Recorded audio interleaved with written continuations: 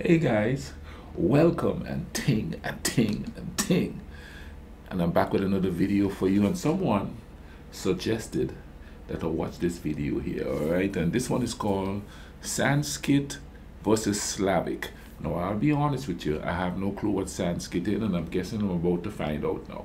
Before I keep going here, let me thank everybody for all the comments and stuff you're getting. That is so much appreciated, alright? And thank you for liking and sharing the video. Also, I've noticed that a lot of you all are sharing the videos. Thank you so much, you know what I mean? And thank you again for the super thanks and for the donations to buy me a coffee. Link in the description for that there if you're so inclined to donate. Everything goes back to getting stuff for doing this YouTube here, like this new headset here, and I do think this is going to help with making my sound better. I'm hoping so. So comment down below, tell me if the sound is okay. All right, let's go ahead and YouTube and simmer and see what this is all about here. Sanskrit, a primary sacred language of Hinduism, a philosophical language in Hinduism, Buddhism and Jainism. The language which has given birth to so many Upanishads, Vedas, powerful mantras, mathematical and scientific formulas, a language of God, Sanskrit. A number of great works of eternal values like Mahabharata, Ramayana, Darshana, Purana, and equally valuable poetic and dramatic works of Kalidasa, Magha, Bhairavi, and many others were written in Sanskrit language. Besides the great sciences indispensable to the life and the progress of humanity like astrology, astronomy, physical science, medicine, architecture, and many other branches of knowledge for the first time written in Sanskrit alone. We really feel proud to say that our ancestors have done all this in Sanskrit thousands of years ago. They have described the whole universe by using this language. We really feel proud when other countries like Britain, Sanskrit is added as a subject in their primary school. We really feel proud when their kids chant Sanskrit mantras in their school ceremonies or functions.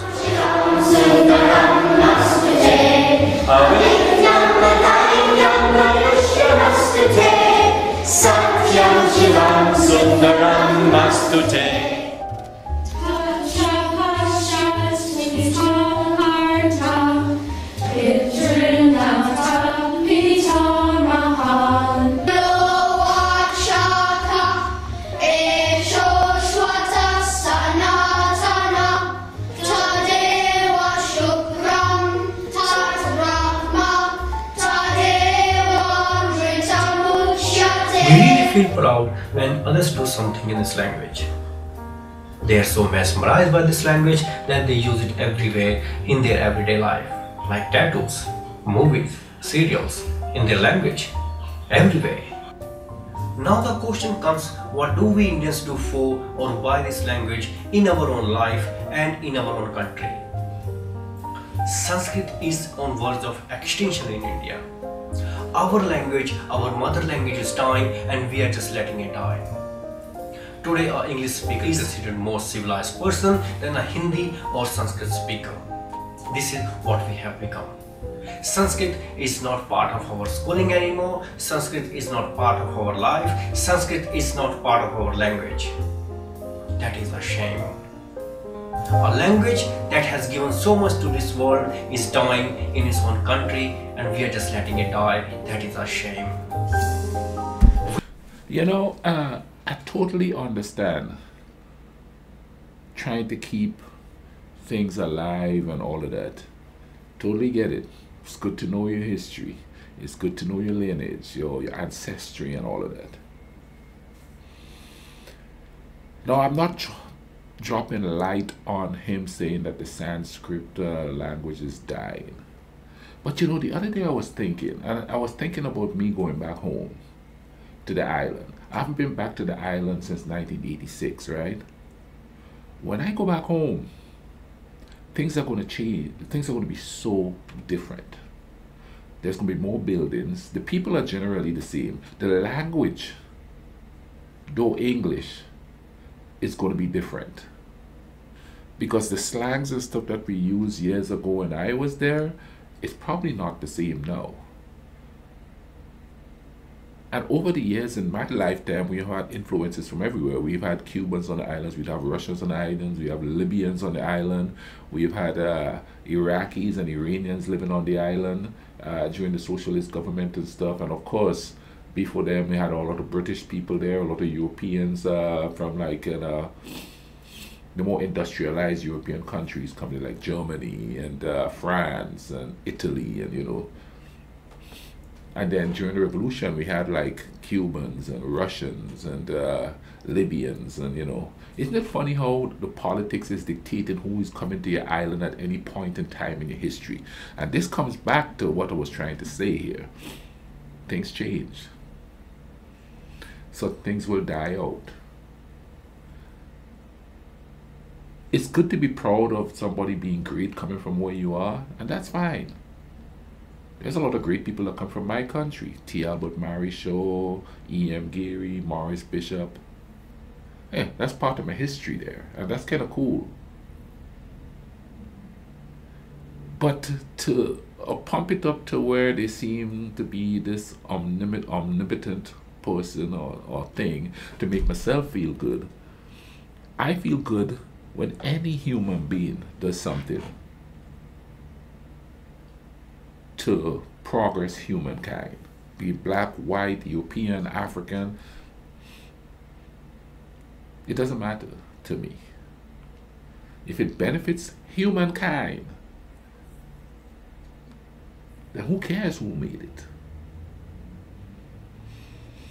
People only cares who make it now, really, because of the money it could make them, because the money it could bring in, because of the prestige it could bring in.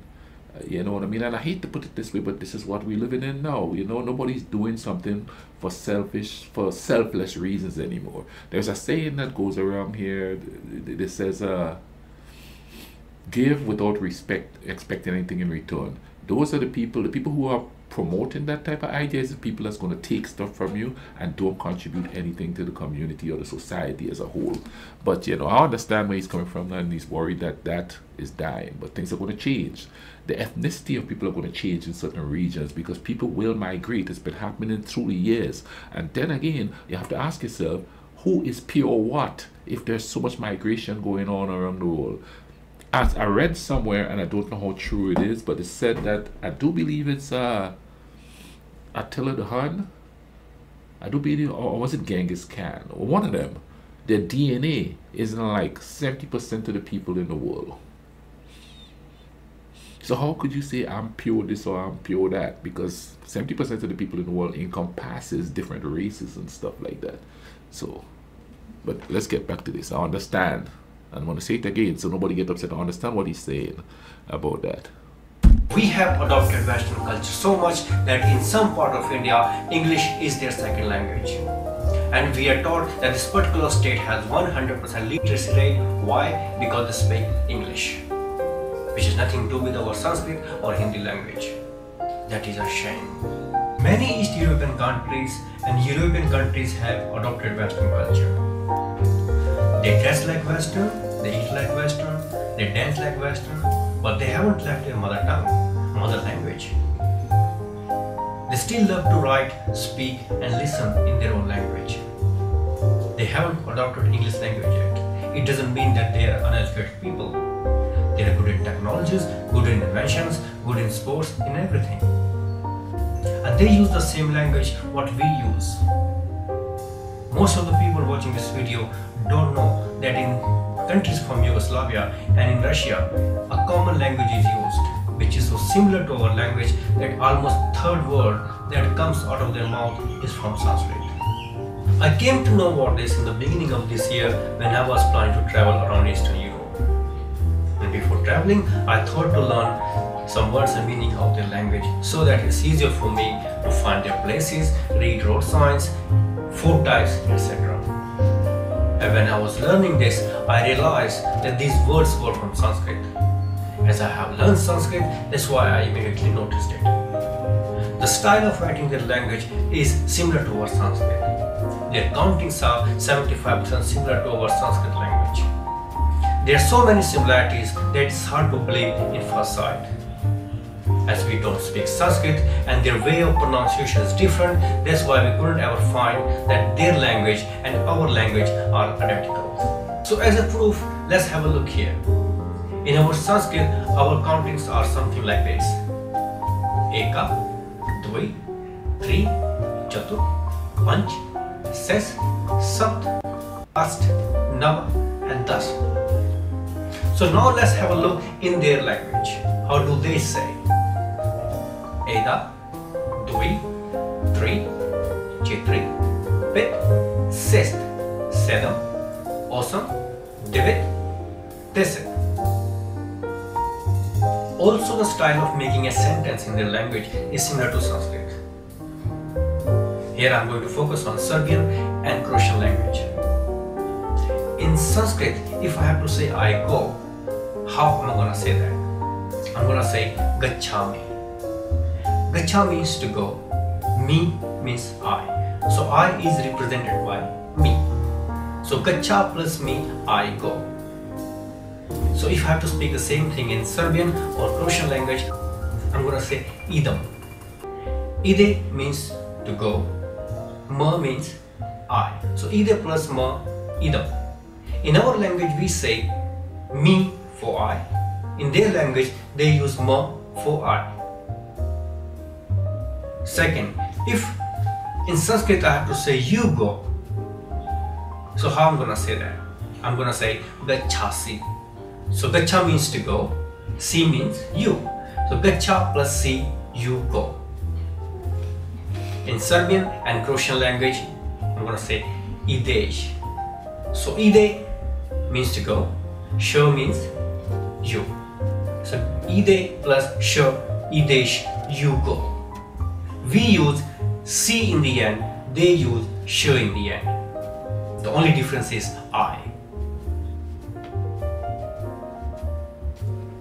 Now the third again. See, that is kind of understandable, you know what I mean? Because as I'm watching this, I'm having a correlation with the Roma people. And somewhere along the line, correct me if I'm wrong, it is said that the Roma people who have migrated down to that region there, the Serbia, Romania, and those regions there, those are the people that are known as Gypsy. And it's purported that they originated from India. And they being nomadic went all the way down, or came all the way across, and ended up in places like Romania and stuff like that. So it's only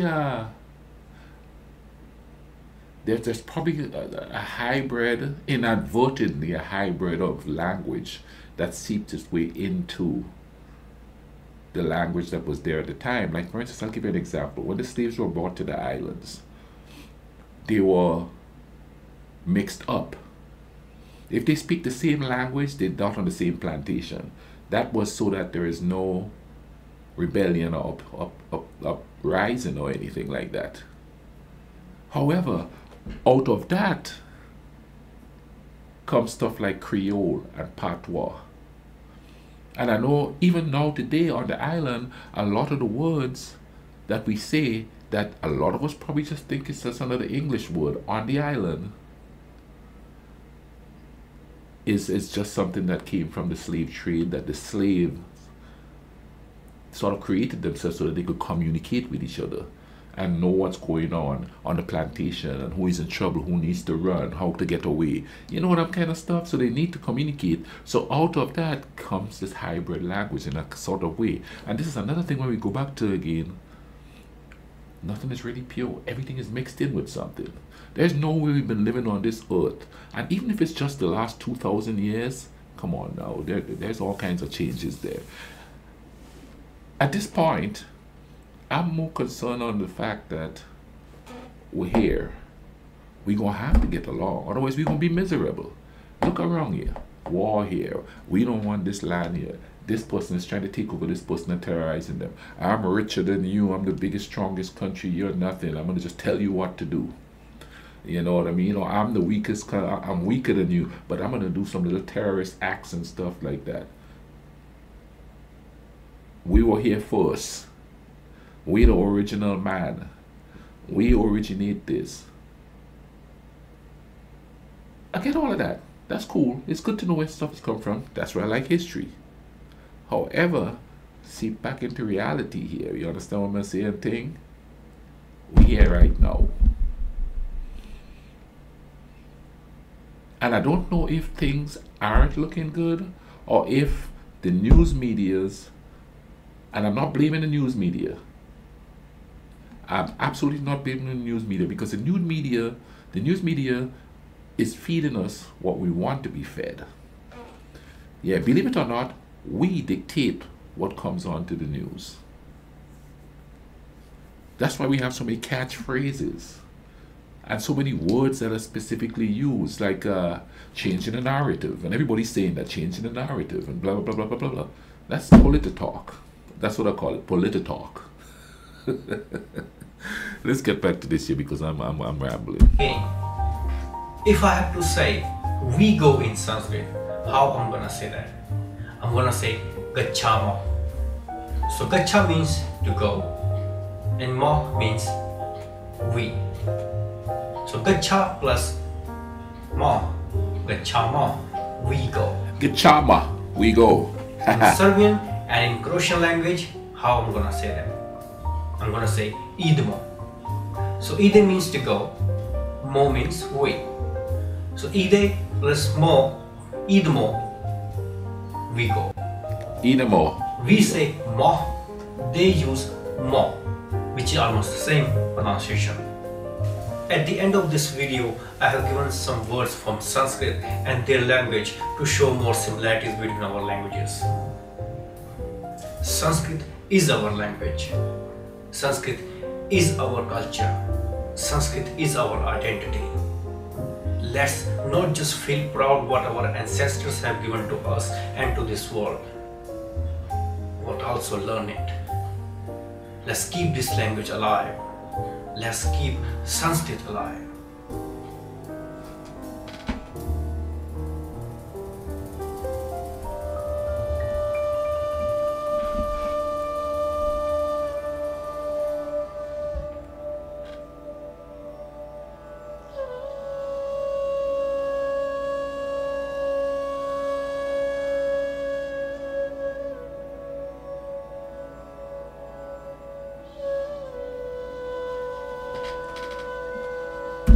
Okay, I'm gonna cut this here. If you all want to go watch these words and stuff, you could watch the video.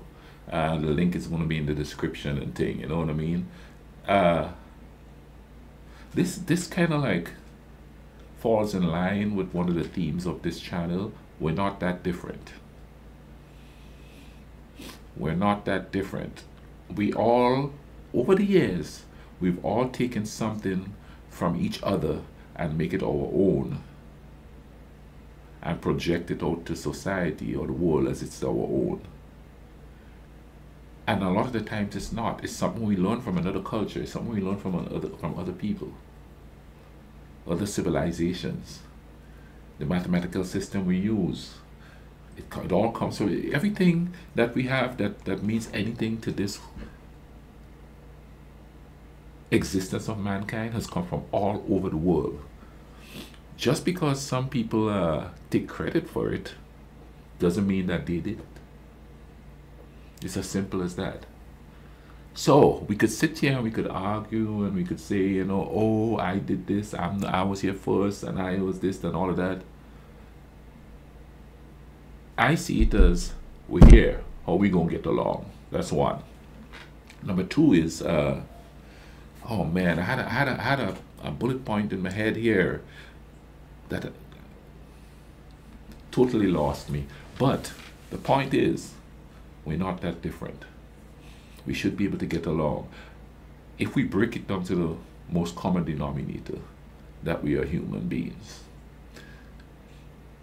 He said in the video that Sanskrit is their identity. I say our identity is that we all human being, because that's the common factor in every single human living, is that we bleed the same, our heart beat the same, we die when the time comes. We're not that different. So let's check the similarities, respect those, and use those as a catalyst to get us to act like we all human beings. Anyway, man, I'm gonna stop babbling here.